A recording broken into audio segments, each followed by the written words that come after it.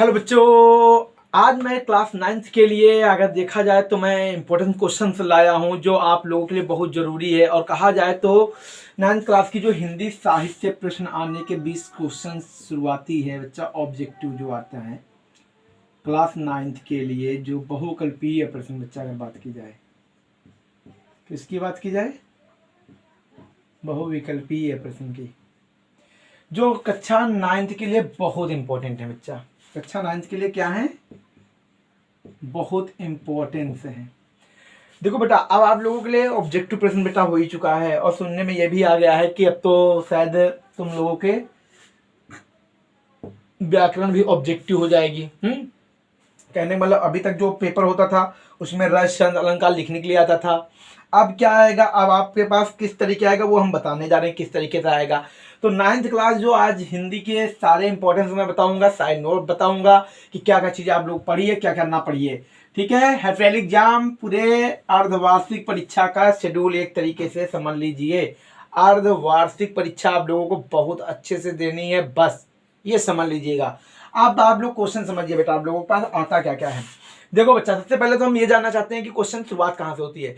सबसे पहले जो आपका ओमार सीट पे जो क्वेश्चन आने हैं 20 ओमार सीट पे जो क्वेश्चन आने हैं उसकी खासियत देखो क्या बच्चा। सबसे पहले आप समझिए उनकी शुरुआत।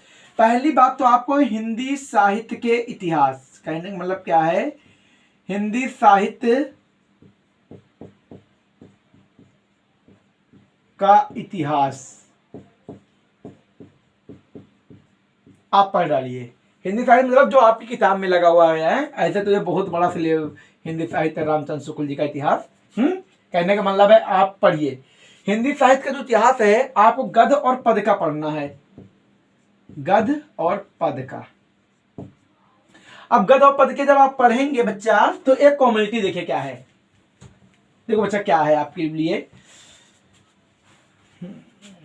ये देखो बच्चा भाई, सबसे पहला क्वेश्चन जिसे आपसे पूछेंगे ऑब्जेक्टिव में, शुरुआत से बता रहा हूं कौन कौन से आएंगे और बहुत रेडी है कि आप लोग बहुत अच्छे से पढ़िए। मैंने कोशिश की है ज्यादा से ज्यादा कि ये आ जाएंगे। मैंने बहुत मेहनत की है आप लोगों के नोट्स के लिए कि बच्चों के लिए मैं वही चीजें लाऊं जो पेपर में आ सकें ना। देखो बच्चा, ज्ञान तो हम पूरे साल अर्जन कर लेते हैं ना बच्चा, मगर हमें जो 2 महीने 3 महीने मिलते हैं, 2 से 3 महीने जो मिलते हैं, शायद मेरा मार्कर खत्म हो गया, 1 मिनट रुक जाइए बच्चा। कहने का मतलब जो 2 से 3 महीने मिलते हैं, ये हमारे 2 से 3 महीने, ये 2 से 3 महीने मिले हमें। अब ये 2 से 3 महीने जो हमें मिलते हैं बच्चा, इन्हीं में हमें सबसे ज्यादा इंपॉर्टेंस क्वेश्चन पढ़ना चाहिए कि पेपर के लिए क्या इंपॉर्टेंस है, क्या नहीं इंपॉर्टेंस है। अब आप लोग समझते हैं भाई, पूरी बुक तो सब पूरे साल पढ़ते ही रहते हैं, मगर कौन से क्वेश्चन आएंगे। सबसे बड़ी समस्या मैंने देखी है अगर यूपी बोर्ड के बच्चों के, तो बहुकल्पीय प्रश्न लेकर। भाई रचनाएं बहुत होती हैं, उतनी नहीं पढ़ी जा सकती है, मगर याद नहीं रखी जा सकती ना। भाई भूल जाएंगे 1-2 दिन बाद फिर से। भाई कोई भी नहीं याद रख सकता है, ज्यादा से ज्यादा माइंड में रचना है हमारे। बस 9th क्लास के लिए तो मैं कह सकता हूं बस 10 से 30 रचना उनके माइंड में है, बाकी कुछ भी नहीं उनके अंदर। सही है, ये यही क्वालिटी बच्चा। बड़े बड़े को नहीं याद होती, छोटे बच्चों को कहां बच्चा याद हो जाएंगे? है 9th क्लास माई 8th पास तो जाता है, कोई बहुत बड़ी क्लास वाला थोड़ी बच्चा जाता है।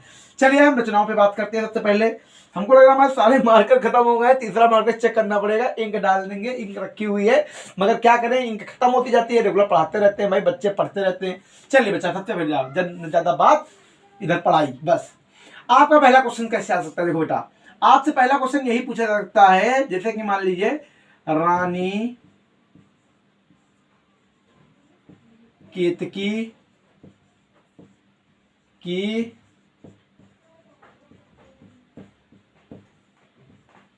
रानी केतकी की कहानी किस की प्रसिद्ध रचना है, या किस लेखक की प्रसिद्ध रचना है? किसकी प्रसिद्ध रचना है? क्वेश्चन समझ लीजिए, बाकी हम बोल तो दे ही रहे हैं क्या लिखा हुआ है। रानी केतकी की कहानी। आपके पास भाई ऑप्शन आते हैं 4। मान लीजिए आपके पास ऑप्शन आ गया, आपके पास ए भाई सदल मिश्र,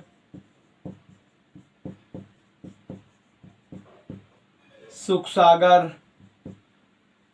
मतलब सदा सुख लाल, या आपको दे दिया सी नंबर लल्लू लाल, या लास्ट में दे दिया आपको डी नंबर ईसा अल्लाह खा।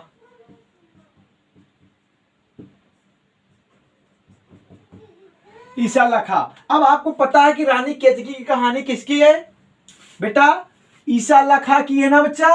आप लोग जान रहे हैं ना इस चीज को। तो ऐसे ही आपसे क्वेश्चन भाई पूछे जाएंगे। क्लास आप लोगों का टेलीग्राम पे नोट्स आ जाएंगे जल्दी ही। एक्चुअली मेरा टेलीग्राम बन चुका है मगर वो शो नहीं कर रहा है, इसलिए मैं हम उसको दोबारा डाउनलोड करके पुनः बनाएंगे। ठीक है बच्चों, जल्दी 1-2 दिन में हम नोट्स अवेलेबल कर देंगे तुम लोगों के रचनाओं के, क्योंकि पेपर आ गया है। जरूर मैं पक्का बता रहा हूँ कि आपको मिल जाएंगे नोट्स। ठीक है, इस बार वादा पक्का वादा हम करते हैं। ठीक है, रानी केतकी की कहानी किसकी प्रसिद्ध रचना है? सदल मिश्र, सदाशुकलाल, लल्लू लाल, ईसा अल्लाह खा। ईसा अल्लाह खा आपका राइट आंसर है। ठीक है बच्चा, अब आप आइए बेटा जो नोट्स बच्चा बनाना चाहे बना लें। बिल्कुल हम क्वेश्चन सारे लिखाएंगे। 20 क्वेश्चन आज हम बिल्कुल रेडी करके लाए हैं। समझ लीजिए 20 क्वेश्चन आपको बिल्कुल क्लियर कर देंगे। ठीक है, मेरे मार्कर थोड़ा खत्म हो रहा है, मैं तीनों मार्कर ले लूं। 1 मिनट रुक जाओ बच्चा, बस 1 मिनट रुक जाओ, बस मैं मार्कर ले लूं। बस अब तीनों मार्कर से पढ़ाएंगे, जो खत्म होगा देखा जाएगा, है कि नहीं? कहानी अभी स्टार्ट तो कहानी रुकेगी नहीं। अब तुम्हारा दूसरा क्वेश्चन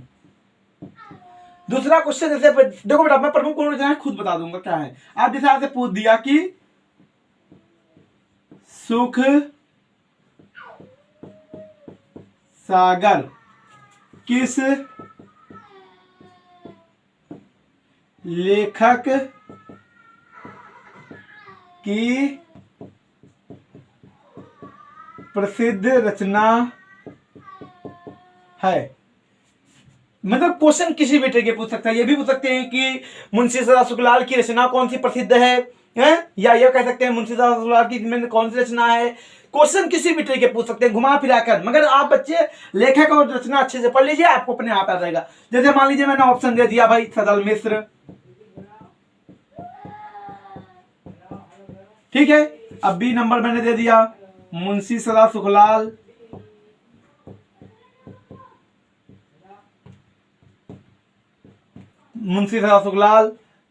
सी क्वेश्चन दे दिया प्रेमचंद, डी क्वेश्चन दे दिया प्रसाद जी। अब आपको पता है कि इसमें से मुंशी सदाशुकलाल सुख सागर की रचना कर रहे हैं भाई, सुख से लिखी थी तभी सुख सागर हो गई भाई इन्होंने। समझ में आ रहा है? कोई दिक्कत तो नहीं बच्चा? कोई दिक्कत हो हमें कमेंट में जरूर बताइएगा भाई। 9th क्लास के लिए मैंने बहुत मेहनत की है इस रचनाओं के लिए। बच्चा आप लोग कोशिश करिए, ज्यादा से ज्यादा शेयर करिए। मैं जरा मिटा दूं कंडक्टर से, ठीक है। सुख सागर मुंशी सदाशुकलाल की प्रसिद्ध कृति है बच्चा, आप लोग पढ़िए बेटा, बहुत जरूरी है, इंपॉर्टेंट है। अब देखिए बेटा नेक्स्ट क्वेश्चन क्या आपका है। अब नेक्स्ट क्वेश्चन आपका है बेटा, देखिए अभी तो ये खड़ी बोली के 4 स्तंभ ही हम बता रहे हैं, मतलब एक तरीके से खड़ी बोली के ये प्रारंभिक जो लेखक हैं आपके।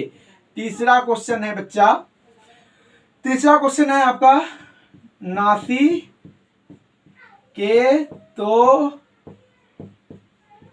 पख्यान। नासी तो पख्यान किसकी कृति है, किसकी प्रसिद्ध कृति है? मेरी राइटिंग में मत जाइए बेटा, मेरे क्वेश्चन पे जाइए, मैं क्वेश्चन इसीलिए रिपीट कर रहा हूं, ठीक है बच्चा। नासी के तो पख्यान किसकी प्रसिद्ध कृति है बच्चा?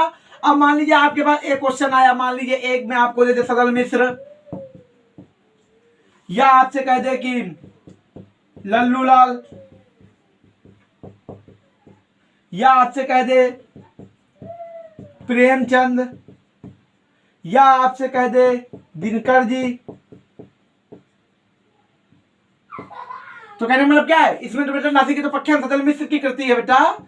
किसकी है? सदल मिश्र की, बहुत प्रसिद्ध कृति बेटा। यह 4 जो तुम्हारे न्यायिक लेखक हैं, इनमें से किसी ना किसी कृति पूछ जाइए 100%, मैं ये कह सकता हूं 100%। इन 4 जो कृतियां मैं पढ़ाऊंगा, अगर इसमें एक कृति ना मिले तो नाम बदल देना अपना, मेरा नहीं,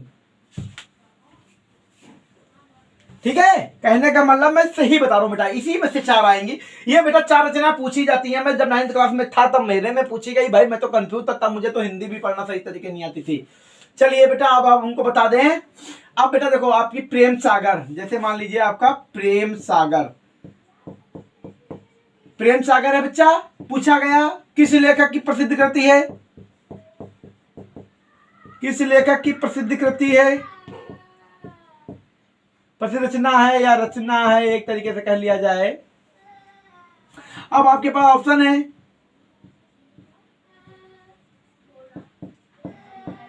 लल्लू लाल, नाना प्रकार के आप है ऑप्शन है आप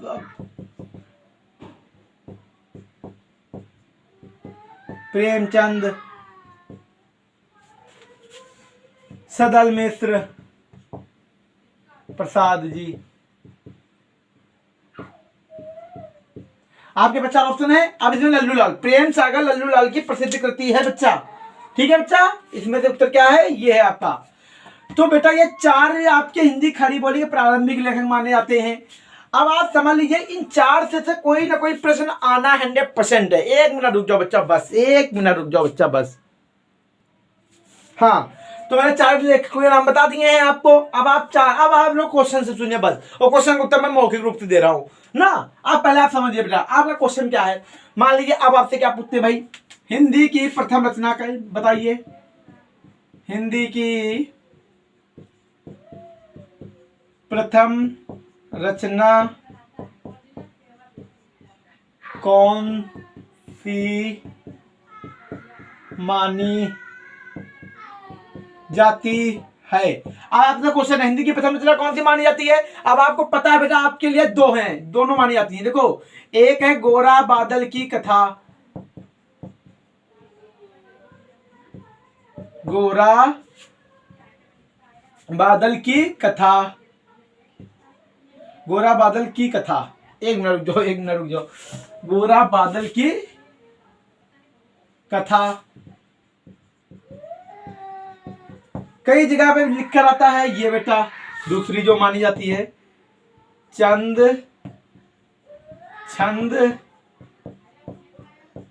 वर्णन की महिमा। एक के लेखक हैं बेटा आपके जटमल, एक के हैं आपके कविगंग। ये राइटर है बेटा, राइटर जिसे कहते हैं राइटर, आई एम राइटर। ठीक है, हिंदी की प्रथम रचना कौन सी मानी थी, गोरा बादल कथा। आपके ऑप्शन में कौन सी नजर आती है, ये आप वहां के टीचर पर निर्भर करता है, पेपर बनाने वाले टीचर पर। भाई गोरा बादल कथा है तो जटमल लगाइए, छंद वर्णन की महिमा तो कविगंग लगाइए। यही 2 हिंदी की प्रथम रचना मानी जाती हैं। अलग अलग इतिहासकार, अलग अलग लेखक इसको अलग अलग रूप से मानते हैं। ठीक है, आपके कितने क्वेश्चन हो गए, 5 क्वेश्चन हो गए। मैं लिखता चलूं, 20 क्वेश्चन कराने हैं बस मुझे, 20 क्वेश्चन, ओनली 20 क्वेश्चन। ठीक है, रचनाओं के। कल व्याकरण ऑब्जेक्टिव आएगी, कल व्याकरण ऑब्जेक्टिव चलेगी तुम्हारी लोगों की 9th क्लास। ज्यादा आप लोग वो करिए बच्चा। ठीक है, 20 क्वेश्चन आज सिर्फ रचनाओं के चलेंगे। आपके पास कितने 5 क्वेश्चन हो गए हैं। ठीक है, 5 क्वेश्चन हो गए हैं। अब आपको रचना, पहली बात देखो, आपसे पूछा जा सकता है हिंदी की प्रथम कहानी कौन सी मानी जाती है, मानी जाती है। हिंदी की प्रथम कहानी कौन सी मानी जाती है बच्चा। आपके पास उत्तर है इंदुमती। किसने लिखा, किशोरी लाल गोस्वामी ने, किशोरी लाल गोस्वामी जी ने। ये इसके राइटर हैं, मतलब कहानीकार। बहुत बढ़िया है, किशोरी लाल गोस्वामी। इंदुमती बहुत फेमस रचना, कई बार पूछे थे कि हिंदी की प्रथम कहानी कौन सी मानी जाती है, इंदुमती। ठीक है, रामचंद्र शुक्ल जी ने इसे हिंदी की प्रथम कहानी माना है। अब आप क्वेश्चन आइए, क्वेश्चन समझते चलिए बच्चा, आप लोग क्वेश्चन समझते चलिए। अब देखो क्या क्वेश्चन है। हिंदी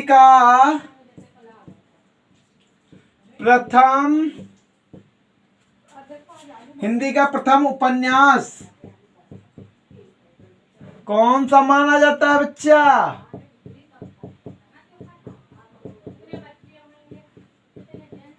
आनंद इसका उत्तर दे दो बेटा। आप आनंद उत्तर देने में तो सफल हो गया। कह रहा सर हिंदी का प्रथम उपन्यास परीक्षा गुरु माना जाता है, ऐसा आनंद मान रहे हैं। देव कह रहे हैं बिल्कुल राइट है सर। परीक्षा गुरु। हाँ हाँ बिल्कुल बिल्कुल बिल्कुल भैया शिवम, बिल्कुल सही बता रहे हो। हैं कह रहे हो लाला श्री निवास दास, अरे बिल्कुल लाला श्री निवास दास, इसके राइटर, उपन्यासकार एक तरीके से, समझे मेरे बच्चे। हाँ हाँ 9th क्लास, बिल्कुल बिल्कुल 9th क्लास, बिल्कुल सही चल रहे हो आप लोग। हिंदी के प्रथम उपन्यास जानते हैं, मतलब आप लोग आग लगाने वाले हैं पेपर में। हैं पानी कर दो सब बुझा बुझा कर आपको। दूसरी बात, आपका 7 क्वेश्चन आप सुनिए, आपका क्या पूछा जाता है। अब आपकी देखो कुछ बातें हैं जो बहुत जरूरी होती हैं। अगर आपसे पूछा जा रहा है क्वेश्चन, गोदान, गबन किसके उपन्यास हैं, किसके प्रसिद्ध उपन्यास हैं। क्वेश्चन किसी भी तरीके से घुमा सकते हैं वो लोग, उपन्यास हैं। देव कह रहा है सर आप इतने सरल क्वेश्चन कैसे दे सकते हैं। अरे पेपर में सरल ही आता है हमेशा, कठिन तुम लोग पढ़ते हो भैया। कठिन कठिन पढ़ के जाओगे, बाद में कहोगे सर कुछ आ नहीं रहा है। आए क्या, जब कठिन कठिन पढ़ के ही जा रहे हो तो क्या किया जाए। दूसरी बात, गोदान गबन किसके प्रसिद्ध उपन्यास हैं बेटा, प्रेमचंद जी के। बिल्कुल बिल्कुल उमेश बिल्कुल सही बता रहा है, प्रेमचंद जी के हैं, बिल्कुल बिल्कुल। उमेश ने अपनी टेस्ट में बहुत अच्छे मार्क्स गेन किए थे मेरे। मुझे खुशी है कि कमजोर बच्चे जब अच्छा प्रदर्शन करते हैं तो मुझे बहुत खुशी होती है, क्योंकि कहने का मतलब ये है जब कमजोर बच्चा पढ़ने लग जाए, समझने लग जाए, तभी आपकी टीचिंग सफलता कहती है, दिखा रही है कि जब कमजोर बच्चे को आप अच्छे से समझा रहे हैं, मतलब उसको समझ में आ रहा है, तो मतलब आप बहुत बेहतर पढ़ा रहे हैं, है कि नहीं भैया, ये समझ लो। अब भाई पढ़ने वाले विद्यार्थी तो समझ ही जाते हैं। जब कमजोर विद्यार्थी कहे कि सर मुझे समझ में पूरा आ रहा है, तब समझ लो कि आपकी पढ़ाई बहुत सफल हो रही है। ऐसा मेरा मानना है। बाकी आप लोग तो कहानी गढ़ते रहते हैं कि ये नहीं वो नहीं, कहानी तो दुनिया भर की चलती रहती है। अब मान लीजिए आपसे पूछा जाए कफन, पूस की रात, लो राज को नजिया कहना है सर ऐसे ही आ रहा है, मुझे ऐसे आ रहा है, पढ़ोगे तभी तो आ रहा होगा। पूछ की रात। अब मान लीजिए नमक का दरोगा, अरे ये सब तो सर पढ़ा हुआ है, नमक का दरोगा। तो भैया किसकी कहानियां है सब, प्रेमचंद जी की। किसकी, हिंदी के महान सम्राट, कहानीकार एवं उपन्यासकार मुंशी प्रेमचंद हैं। नमक का दरोगा भैया, क्वेश्चन जब बहुत करोगे तभी समझ पाओगे, और अगर क्वेश्चन नहीं करोगे तो भैया सीख नहीं पाओगे। पहली बात तो याद कर लो ये, ठीक है बच्चा। आप लोग कभी भी प्रेमचंद लिखा करो तो ऐसे लिखा करो ना। बहुत लोग प्रेमचंद्र लिख देते हैं ऐसे, तो वो गलत माना जाता, प्रेमचंद होता है बच्चा, ठीक है। नहीं मतलब मान लीजिए आपके व्याख्या आ गई, आप प्रेमचंद्र लिख रहे हैं, बल्कि कॉमन वर्ड होता है बच्चा, मगर मैंने बता दिया कि ऐसे लिखा करो ना। त्रुटियां यार किससे नहीं होती, त्रुटियां आप सबसे हो जाती हैं, गलतियां किससे नहीं होती भाई, पूर्ण संपूर्ण कोई सही नहीं लिखता है, कहने मतलब कहीं ना कहीं त्रुटि छोटी मोटी हो ही जाती है, जल्दबाजी में या गलती से, जानबूझ के तो त्रुटि किसी से होती नहीं है। दूसरी बात बेटा, अब आपका नवा प्रश्न सुनिए, ठीक है। हाँ हाँ बिल्कुल बच्चा, बिल्कुल जो बढ़िया से पढ़िए आप लोग, क्वेश्चन बहुत अच्छे से रिवीजन करिए। रिवीजन वर्क एक तरीके से समझ लो, रिवीजन वर्क आप लोग चल रहा है। अब देखिए भैया 9th क्लास का नवा क्वेश्चन है, 9th क्लास का बढ़िया क्वेश्चन है। अब ये ना समझो,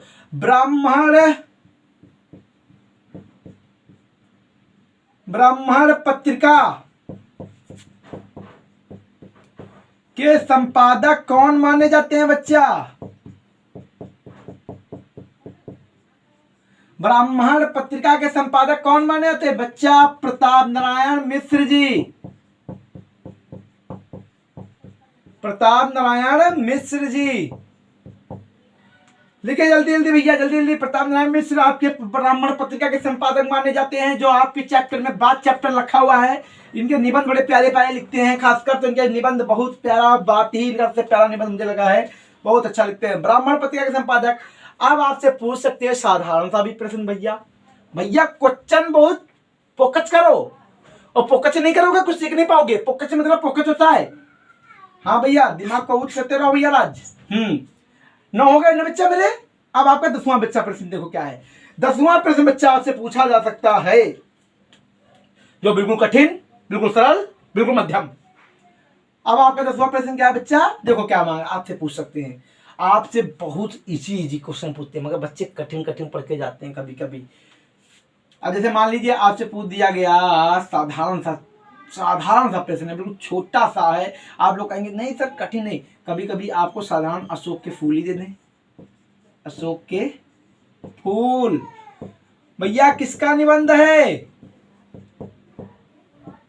किसका निबंध है भैया, बोलिए भैया 9th क्लास। अरे भैया दो उत्तर दो भैया, जल्दी दे दो। आ गया भाई, देखो उत्तर कह रहे हैं बस सर, आचार्य हजारी प्रसाद द्विवेदी, इन्होंने गुरु नानक लिखा है गुरु नानक जी को, प्रसाद द्विवेदी, कुम्मन करिए, कुम्मन क्वेश्चन बहुत आता है भैया आप लोगों में। हजारी प्रसाद द्विवेदी, रेडी करिए बच्चा, 10 क्वेश्चन आपके हो गए हैं।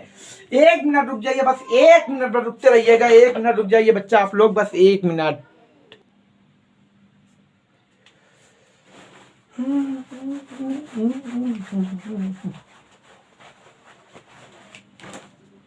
हाँ, अब आप लोग क्वेश्चन फोकस करिए।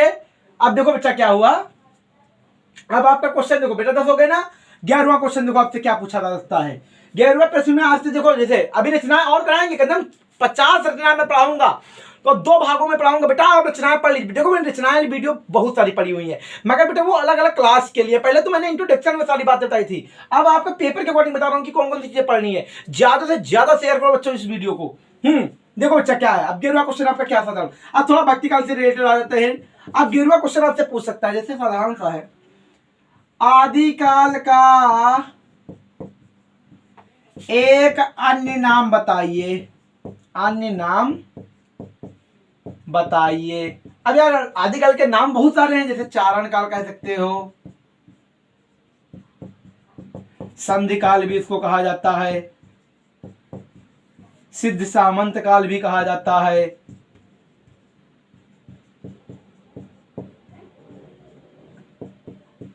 ठीक है। अब ऐसे यार याद कर लो, चारण काल है, संधि काल है, सिद्ध सामंत काल, तीनों कालों में से कोई दिख जाए आपको ऑब्जेक्टिव में, टिक लगा देना, खट से लगा देना, कोई दिक्कत नहीं, कोई दिक्कत नहीं, कोई नहीं रोक सकता है। ऐसे ही प्रश्न आते हैं, टीचर कंफ्यूज करता रहता है, कोई टेंशन ना लो, बस पेपर तरीके दो आप लोग ज्यादा। अब मेरा 12वां क्वेश्चन सुनो, आपसे पूछ सकता है भाई, जैसे मान लीजिए रासो ग्रंथों की रचना, मान लीजिए ऐसे दे दे आपको, निम्नलिखित में से आदिकाल की विशेषता है, निम्नलिखित में से आदिकाल की विशेषता है।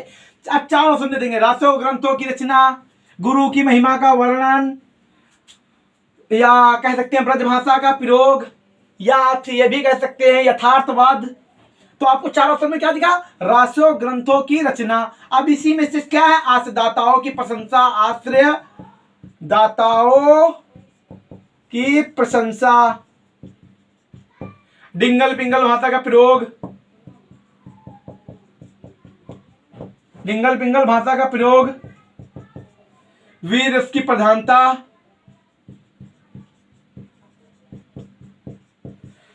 यही इसकी प्रमुख है, यह प्रमुख है आपकी विशेषताएं। क्या है ये आपकी प्रमुख विशेषताएं। अब आप लोग पढ़ डालिए, रासो ग्रंथों की रचना, आश्रयदाताओं की प्रशंसा, डिंगल पिंगल भाषा का प्रयोग, वीर रस की प्रधानता, ये 4 ऑप्शन आपको दिख जाए, बस आप खट कर लीजिए। 1 मिनट रुक जाइए बच्चा, बस ऐसे ही प्रश्न देंगे, निम्नलिखित में से आदिकाल की विशेषता है, आपको 4 ऑप्शन लगाने। इसी तरीके आप लोग किसकी किसी विशेषताएं पढ़ डालो, आदिकाल की बच्चा विशेषताएं पढ़ डालो सब, भक्ति काल की विशेषताएं पढ़ डालो बच्चा सब लोग, रीति काल की विशेषताएं पढ़ डालो बच्चा सब लोग, आधुनिक काल की विशेषताएं पढ़ डालो बच्चा आप लोग, तब आप लोगों का पेपर में सही हो पाएगा। इतना मैंने बता दिया, विशेषताएं सबकी पढ़ डालिए। तो अब दूसरी बात, आपका क्वेश्चन है क्या कहा जाए, 13वां क्वेश्चन आपका है, 13वां क्वेश्चन आपका मांग रहा है, क्या कहा जाए 13वां क्वेश्चन आपका, मान लीजिए साधारण का प्रश्न दे दिया, भक्ति काल, नहीं रुको क्वेश्चन रुको बेटा, रिपीट कर देना, 1 मिनट रुक जाओ, भक्ति काल से नहीं बल्कि है इसी रिलेटेड, भक्ति काल ना लिखूंगा पर, हिंदी साहित्य में किस काल को स्वर्ण युग के नाम से जाना जाता है, स्वर्ण युग के नाम से जाना जाता है, जाना जाता है। अब हिंदी साहित्य में भाई भक्ति काल को, भाई भक्ति किसमें सबसे ज्यादा होती है? जिसमें भगवान सबसे ज्यादा पूजे जाए बस वही स्वर्णकाल है। भगवान भैया क्या है? स्वर्णकाल है, एक तरीके से कह लीजिए भैया। रामचरितमानस इसी काल में लिखी गई है कि नहीं? सूरसागर भी, बीजक भी सब इसी में है, कई ग्रंथ सम्मिलित आपके प्रसिद्ध। बस आप लोग थोड़ा अच्छे से समझ लीजिए। अब देखिए बेटा दूसरा क्वेश्चन, चाहो हमारा 14 अब जल्दी जल्दी कोशिश करिए, जल्दी जल्दी आ जाइए।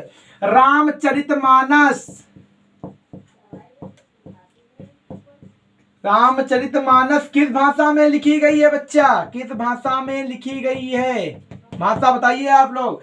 भैया अवधि, क्या बताओगे? अवधि में लिखी गई हुई है। 1 मिनट रुक जाओ बच्चा, बस 1 मिनट रुक जाओ बच्चा, बस आप लोग।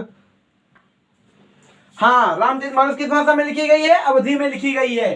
ठीक है, यह हिंदी साहित्य का बहुत बड़ा महाकाव्य माना गया है और बहुत ज्यादा पढ़े जाने वाला महाकाव्य भी है ये हिंदी साहित्य का। ठीक है भाई, रामचरितमानस सुंदरकांड तो सब लोग पढ़ते होंगे ना? सुंदरकांड भैया, मंगल भवन अमंगल हारी, द्रवहु तो दशरथ अजर बिहारी, राम सिया राम, राम जय जय राम। है मंगल भवन अमंगल हारी वाला पढ़ा है ना? कितना अच्छा प्यारा दोहा है। चलिए 15वां क्वेश्चन मेरा है आप लोगों से लिए। देखो बच्चा, आपसे पूछा जा सकता है साखी, सबद, रमैनी निम्नलिखित में से किस प्रसिद्ध कवि की कृतियां हैं? अब भाई आपको पता है किसकी कृतियां हैं? कबीरदास। किसकी है? कबीरदास। अब भैया पढ़ते तो हो, पोथी पढ़ जगमुआ पंडित भयानक, 2.5 अक्षर प्रेम का पढ़त पंडित हो। हैं? कबीरदास कितना बढ़िया दोहा है, आप लोग पढ़ते रहिए भैया। कबीरदास है भाई, कबीरदास बहुत बढ़िया लिखते हैं। भैया पढ़िए कि नहीं इनकी साखी पढ़िए कि नहीं तुम लोगों ने? हैं?